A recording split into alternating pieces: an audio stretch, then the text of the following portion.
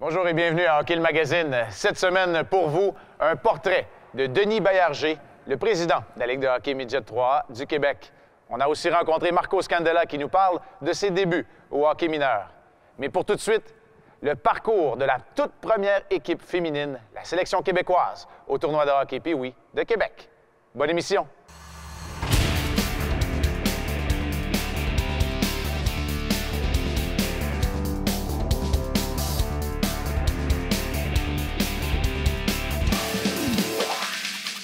Hockey le Magazine est une présentation de Elite Hockey. Elite Hockey, repoussez les limites de votre jeu. En collaboration avec vos concessionnaires Subaru du Québec. Subaru, confiance et évolution. En février, le tournoi international Pee-Wee de Québec accueillait pour la toute première fois de son histoire une équipe d'étoiles 100% féminine dirigée par nul autre que Caroline Ouellette.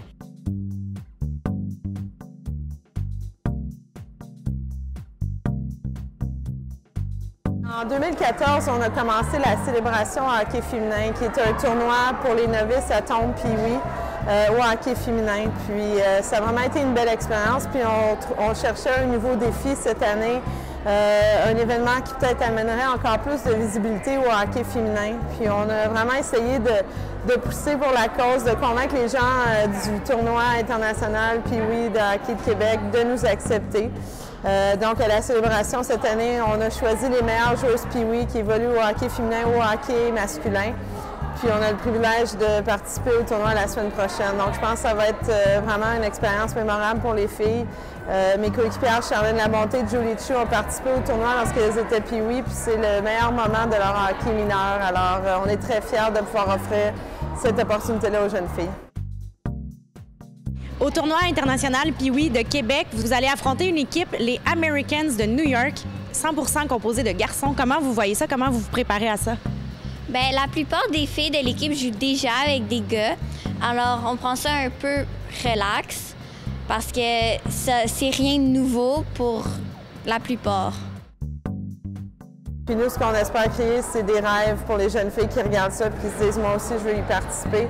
Pour nos filles, bien, ça va être vraiment de leur donner confiance, de leur répéter qu'elles sont là parce qu'elles étaient les meilleures, elles sont encore les meilleures, puis c'est d'amener ce qu'elles nous ont montré en décembre, puis juste d'avoir du plaisir. Je pense que quand on a du plaisir, on joue toujours au meilleur de nos habiletés. Puis pour nous, on va essayer de contrôler ce qu'on peut contrôler côté entraîneur. Je suis bien entourée avec Marie-Philippe Poulain, Kim Saint-Pierre, Camille Dumais, puis Valérie Bois qui coach à l'équipe Québec, moins de 16 ans. Donc on va avoir beaucoup de plaisir, je pense. Si la présence d'une équipe étoile composée exclusivement de filles au tournoi international Pee-Wee de Québec est une bonne nouvelle pour le hockey féminin, le directeur général de l'événement rappelle que ce n'est pas demain la veille que l'on assistera à la création d'une classe réservée strictement aux filles. Marie-Christine Baudry pour Hockey le Magazine. En 1994, le tournoi international Pee-Wee de Québec a accueilli 48 futurs joueurs de la Ligue nationale de hockey, dont ce porte-couleur de l'équipe de North Shore. Il fut repêché plus tard au premier rang par le Lightning de Tampa Bay. Les choix de réponse. A. Vincent Lecavalier. B. Brad Richards. Ou C. Martin Saint-Louis. Tout de suite après la pause, la réponse. La réponse A. Vincent Lecavalier a pris part au tournoi Pee-Wee de Québec en 1994. Il a joué son hockey midget 3 en Saskatchewan avec les Hounds du Collège Notre-Dame. Après 2 saisons fructueuses avec l'Océanique de Rimouski, Vincent Lecavalier fut repêché au tout premier rang en 1998 par le Lightning de Tampa Bay. Neveu de l'ancien joueur du Canadien Sergio Momesso, Marco Scandella a grandi dans l'arrondissement de Notre-Dame-de-Grâce. Choix de 2e tour du Wild du Minnesota en 2008, il s'est entretenu avec notre collaborateur Raphaël Doucet. Depuis 10 ans, Hockey le Magazine est la référence hockey. Bonne entrevue. J'ai commencé avec l'association de NDG, puis j'ai commencé pré-novice avec eux autres à 4 ans. Parle-moi un peu de ton plus beau souvenir au hockey mineur. Y en a-tu un qui te vient en tête tout de suite? Moi, j'aimais jouer en dehors, dans les parcs, puis c'est ça mes meilleurs souvenirs, jouer avec mes frères et ma soeur. Puis est-ce que tu as eu des entraîneurs qui ont été marquants? Est-ce qu'il y en a qui te viennent tout de suite en tête? C'est sûr, mais quand j'ai joué, quand j'étais vraiment jeune, j'ai joué juste pour le plaisir. J'avais pas beaucoup d'entraîneurs ils me poussaient. Je jouais juste pour moi, puis je m'améliorais beaucoup au parc. Je jouais tout seul après l'école, puis mon père venait avec moi. Même quand les lumières s'éteignent, lui, il arrivait avec son camion, puis il mettait ses high beams pour ce que je jouais un peu plus. À partir de quel âge tu as commencé à prendre le hockey au sérieux et à te dire que tu pourrais te rendre loin? J'ai commencé à 13 ans à m'entraîner dans le gym, puis j'ai commencé à vraiment vouloir m'améliorer comme joueur de hockey, physiquement, puis c'est ça, j'ai commencé à environ 13 ans à développer mon jeu. Est-ce que dans ton parcours de hockey mineur, tu as eu des obstacles où tu as pensé peut-être tout arrêter, ou est-ce que ça a été dur parfois? C'était jamais facile. J'ai joué à Tombe 2A. Puis après ça, ça a fallu que je me rende jusqu'à Bantam avant de jouer le 2A encore. Fait que j'ai joué derby quasiment toute ma carrière. Puis j'étais jamais le meilleur joueur quand j'étais jeune, mais quand j'ai commencé à m'entraîner puis à grandir un peu, ça a vraiment commencé à venir. Est-ce que tu avais des idoles, des joueurs préférés? Mon oncle a joué dans la Ligue nationale, Sergio Momesso, gagné une coupe avec le Canadien de Montréal. Puis mes meilleurs, moi je suis un défenseur, puis Al McInnes, j'aimais avec son gros slap shot. Quel conseil tu pourrais donner à un jeune qui rêve de jouer dans la Ligue nationale puis qui est présentement dans le hockey mineur? C'est sûr que tu dois aimer le hockey parce que ça prend beaucoup de dédication puis beaucoup d'heures. C'est sûr que toutes les fois que tu embarques sur la glace pour une pratique ou une game, il faut que tu travailles de la même manière. Mais moi, beaucoup, j'ai m'amélioré beaucoup sur les parcs, puis jouer toute seule, puis juste pratiquer des choses avec personne qui regardait. Ça prend beaucoup d'heures, puis il faut que tu aimes le hockey. Ça peut pas être juste ton métier, c'est un jeu, c'est le fun, puis si tu l'aimes pas, c'est sûr que tu peux pas te rendre loin.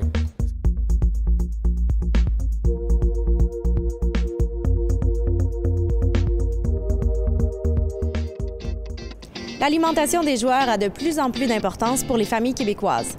D'ailleurs, c'est tout un virage alimentaire qui se déroule présentement dans nos arénas. Est-ce que les salades auront raison de notre bonne vieille poutine? C'est ce que nous allons voir. Au Québec, depuis quelques années, c'est sûr que toutes les 7 études de vie, Québec en forme, la saine alimentation, il y a quand même un grand débat qui se fait là-dessus et qui s'est transporté dans le monde des arénas parce qu'on s'est aperçu que sport et casse-croûte aréna, qui était peut-être pas la meilleure recette. Alors, notre association s'est penchée sur cette problématique-là.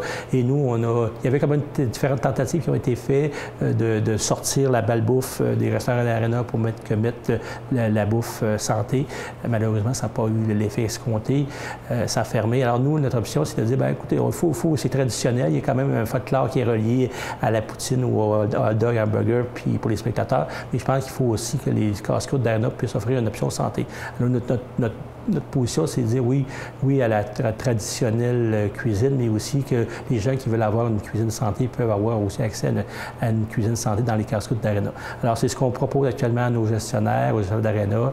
Alors, il y a quand même, puis il faut comprendre, ça fait quand même près de 40-50 ans qu'on est là-dessus. Alors qu'il faut changer les mentalités, changer les façons de faire, changer les locaux. Alors, il y a beaucoup de choses à faire à ce niveau-là, au niveau de l'alimentation dans les arénas.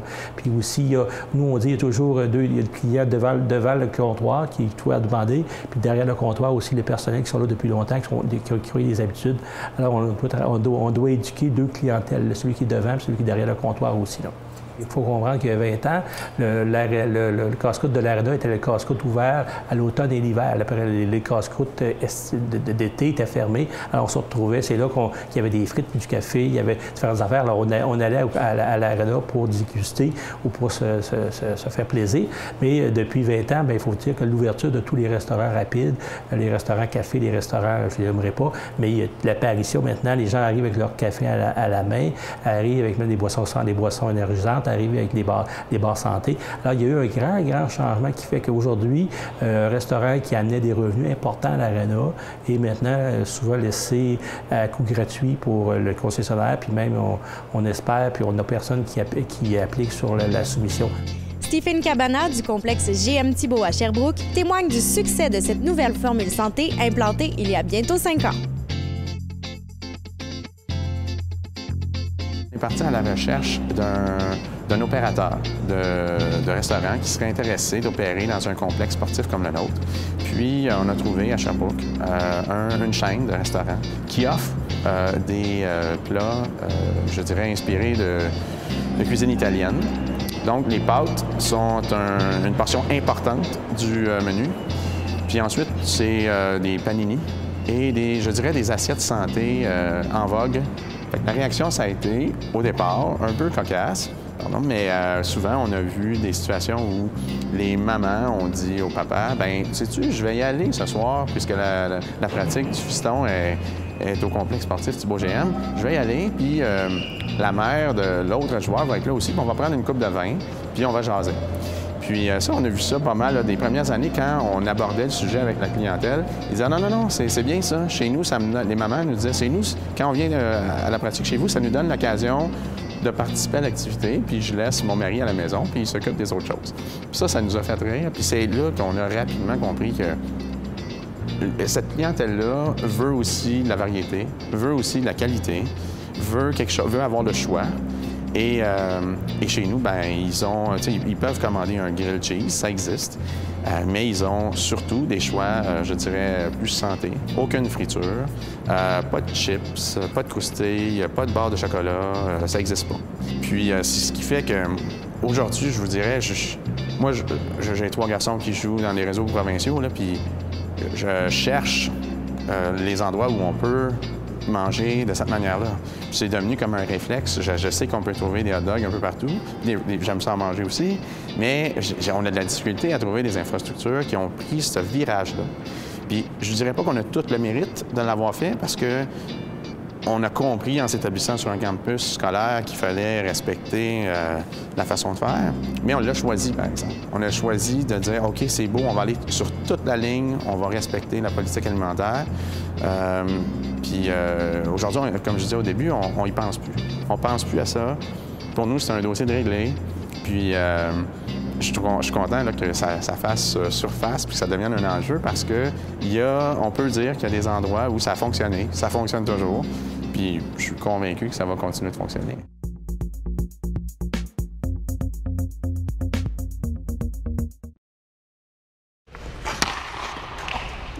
Le portrait de la semaine. Une présentation de Easton Hockey. Easton Hockey, conçu pour marquer. En compagnie de Denis Baillarger, président de la Ligue Midget 3A du Québec. Denis, vous êtes revenu à la présidence du Midget 3 en 2015-2016. Pourquoi c'était important pour vous de revenir? Mais écoute, ça nous fait toujours plaisir d'accepter des défis. Et c'est sûr que le 31 décembre dernier, j'ai pris ma retraite à mon travail de tous les jours. Donc, j'avais beaucoup plus de temps. Et aussi, il y a toujours des choses que tu n'as pas eu le temps de terminer quand tu étais impliqué dans quelque chose. Et cette année, c'était le 40e anniversaire de la Ligue. Puis, ça me faisait extrêmement plaisir de faire profiter les gens de mon expérience. Qu'est-ce que vous avez fait avant de revenir dans le Midget 3? Bien, écoute, moi, dans mon travail de tous les jours, je travaillais au bureau des sports de la Ville de Laval. Donc, j'ai toujours été impliqué dans le sport. Et entre ça, bien, j'étais impliqué dans des comités de la Ligue de hockey junior majeure du Québec. J'étais impliqué au comité d'appel de la Ligue junior 3 du Québec. Je donnais un coup de main à la Ligue Midget 3 et je m'occupais de baseball junior avec l'ami Roger Brulotte. Donc, je m'occupe de baseball junior depuis... je te dirais, début des années 2000 et donc mon implication dans le sport est depuis le début. Donc pour vous, le sport et les jeunes, ça a toujours été très important? Alors, ça a toujours été une priorité, autant dans mon travail que dans mes activités sociales. Et j'ai toujours été, ça a débuté que j'étais un athlète au hockey, au baseball et j'ai toujours été impliqué dans le sport. Vous avez commencé dans le Midget 3 en 1977, donc à la 2e saison du circuit. Qu'est-ce que vous faisiez à l'époque? À l'époque, j'étais dans l'aspect du coaching. J'étais assistant-entraîneur d'une équipe Midget 3A. Et au fil du temps, je suis devenu président d'une équipe. Et par la suite, j'ai accédé à l'exécutif de la Ligue et j'y ai travaillé longtemps. Qu'est-ce qui vous passionne dans le métier de président du Midget 3? Bien, c'est de faire avancer des dossiers, de donner des nouveaux services aux athlètes, de donner un encadrement qu'ailleurs au Canada, qui disent ce qui se fait au Québec, c'est quelque chose, et de voir nos athlètes s'améliorer, de voir nos organisations s'améliorer, de faire des choses qui sont au-delà de ce qui se fait normalement. Dans toutes vos années dans le circuit, c'est quoi votre plus grande fierté? Ah, écoute, c'est sûr qu'entre 1984 et 1994, on a organisé le championnat mondial des moins de 17 ans. C'est d'ici que c'est parti. Et on a organisé ces compétitions-là. Et c'est sûr, les premières fois que le Québec a remporté l'or, ça a été des moments importants. Et je te dirais par la suite, le succès de notre programme de prévention sur les drogues et le dopage, qui, maintenant, on sait ce qui se fait dans la Ligue nationale. Je pense qu'on a été un bon modèle. Au lieu que le modèle vienne du haut, je pense que cette fois-là, il est venu du bas. Tout au long de votre temps à la présidence, vous avez mis l'emphase sur les études pour les jeunes, également sur le programme antidopage. Donc, pour vous, c'est important, les joueurs de hockey, mais également l'individu? Bien, écoute, le coffre à outils que le jeune a besoin pour affronter son sport, les étapes qui s'en viennent, je pense que très, très important, les outils qu'on va y mettre. Et là-dessus, j'ai toujours mis des priorités pour qu'on mette les éléments importants pour que le jeune soit capable de faire face à ce qui s'en vient. Les gens ne le savent peut-être pas, mais vous faites ça bénévolement, donc on parle vraiment, vous faites ça par passion. Ah bien c'est sûr, c'est une passion. Écoute, présentement, ben je me lève le matin en regardant mes courriels, puis je passe la journée à régler des choses, à appeler des gens, à rencontrer des gens, et on fait vraiment ce qu'on aime. Qu'est-ce qu'on peut vous souhaiter au cours des prochaines années à la présidence? Bien, je pense que les jeunes aient plus de services, que les entraîneurs, on en ait encore plus, qui accèdent à des niveaux supérieurs, puis qu'on ramène le plus vite possible la Coupe TELUS. Puis quand vous voyez des jeunes du Midget 3A être repêchés dans la LHJMQ et peut-être éventuellement dans la Ligue nationale, j'imagine que ça vous remplit de fierté? Alors, c'est sûr qu'on est content, et c'est sûr que je te dirais que les joueurs qui ont évolué chez les professionnels au cours des 40 dernières années, je les ai presque tous connus. Fait que c'est sûr que j'ai toujours des anecdotes sur un et sur l'autre. Et c'est ça qui passionne souvent nos activités quand on joue au golf ou quand on s'amuse avec des amis. On ramène des histoires avec ces gens-là avec qui on a eu beaucoup de plaisir.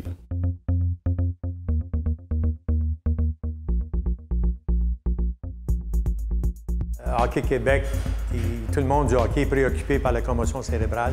La sécurité dans le sport du hockey, c'est essentiel pour l'instant. Il faut protéger nos jeunes joueurs. Oui, nous, on met de l'emphase là-dessus au niveau de la gestion de la commotion cérébrale, mais avant ça, il faut faire de la prévention, évidemment. Donc, c'est le mot qu'on passe avec nos 832 équipes. On a 12 500 joueurs dans la région. Et aussi le protocole aussi de gestion de la commotion cérébrale. On est là pour aider notre élite à devenir des bons sportifs. On a des responsabilités en tant qu'administrateur de hockey. Donc, ça veut dire jeune égale adulte égale plus âgé. Alors, ce serait comme... C'est important de s'assurer que durant leur stage, qu'ils vont passer au hockey mineur ou au hockey majeur, qu'ils soient en protection. Ce sont des adultes. Ce serait désolant de voir des séquelles de leur passage au sport élite qui font en sorte qu'ils n'ont pas de qualité de vie par la suite, c'est certain. On parle du sport qui est le hockey, mais on peut dire la même chose du soccer, du football.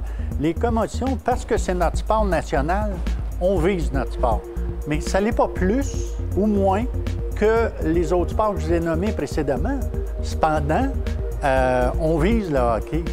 Mais nos dirigeants, j'ai juste à penser à M. Lalonde à Hockey Québec, sont préoccupés. Et je suis convaincu que son personnel met les efforts. Avec les répondants de toutes les régions du Québec, il y a des efforts qui sont mis là-dessus et j'en suis très fier.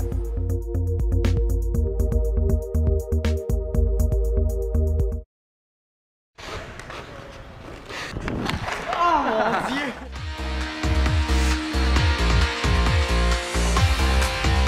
Sur la glace, une présentation de Elite Hockey. Elite Hockey, repoussez les limites de votre jeu. Cette semaine, à la chronique Sur la glace, Jocelyn Vinet veut nous parler d'une situation où il y a un contact physique lors d'une poursuite à une rondelle libre? Oui, Denis. Alors, dans notre situation et notre exercice précisément, c'est que 2 joueurs ont le droit d'avoir un contact physique avec à moins de 2 longueurs de bâton pour prendre avantage sur la situation du jeu pour la poursuite de la rondelle. Maintenant, lorsqu'on est bantam, il y a des choses qui changent un petit peu. Oui, effectivement. Ce qu'on va voir dans notre prochain exercice, c'est un jeu au niveau du côte à côte, c'est-à-dire la zone d'impact qu'on va utiliser, épaules, grand dorsal et hanches, pour habituer le joueur bantam à établir une bonne mise en échec corporel. Excellent, on regarde ça tout de suite. Aujourd'hui, nous allons voir 2 exercices pour mettre en confiance les joueurs au niveau du contact physique et de la mise en échec corporel. Dans le premier exercice, on va tout simplement effectuer une course à la rondelle libre dans le but de récupérer la rondelle 2 mains sur le bâton. Le règlement est clair. À moins de 2 longueurs de bâton, on peut utiliser son corps dans le but d'effectuer un contact physique contre l'adversaire. Alors, on y va pour la démonstration. Face à face, on est prêt? Go! 2 mains, passe devant, récupère la rondelle. Alors, ayez de la vitesse, on est capable d'aller chercher un contact physique dans le but de récupérer la rondelle. On est prêt? Go! On patine, utilise ton corps. Oui, excellent. À moins de 2 longueurs de bâton, établir le contact physique. Une dernière fois. Face à face, messieurs, on est prêt? Go! Et on passe devant le joueur et on récupère la rondelle. Excellent. Alors, c'est de cette façon qu'un joueur Pee-wee Bantam peut établir un avantage sur le contact physique. Pour poursuivre dans le même sens au niveau de la mise en échec corporel, notre deuxième exercice, on utilise ce qu'on appelle le tamponnage, l'exercice côte à côte. Ce qu'on doit faire, c'est de vraiment réduire la vitesse au niveau des 2 joueurs qui se déplacent côte à côte et s'assurer que ces 2 joueurs vont effectuer une mise en échec corporel en utilisant toutes leurs zones d'impact. On fait des démonstrations. Alors, messieurs, on se place en position de base, les genoux fléchis. On doit toujours vérifier son partenaire. Donc, on se regarde au niveau du mouvement et on glisse tranquillement. C'est parti. Go! Excellent. Go! Go! Go! Excellent. Maintenant qu'on a vu différentes situations de contact physique, qu'est-ce qu'on doit retenir? Bien, au niveau de la poursuite de la rondelle, Denis, ce qui est important, c'est que le joueur doit profiter de l'espace à moins de 2 longueurs de bâton, tout en gardant les 2 mains sur son bâton afin de récupérer la rondelle. Et au niveau du bantam, ce qui va être important, c'est d'appliquer toujours la zone d'impact dans le but de se protéger et d'être capable de recevoir une mise en échec corporel. C'est excellent. Merci beaucoup. J'espère que ça vous a plu. C'est tout pour aujourd'hui. La semaine prochaine, un retour sur le tournoi U15 de Hockey Québec qui a eu lieu à Châteauguay. L'ancien de l'Armada de Blainville-Boisbriand, le défenseur Xavier Ouellet, nous parle de son parcours au hockey et un sujet souvent négligé, l'alimentation et la nutrition chez nos jeunes athlètes. À la semaine prochaine! Hockey Magazine est une présentation de Elite Hockey. Repoussez les limites de votre jeu en collaboration avec vos concessionnaires Subaru du Québec. Confiance et évolution.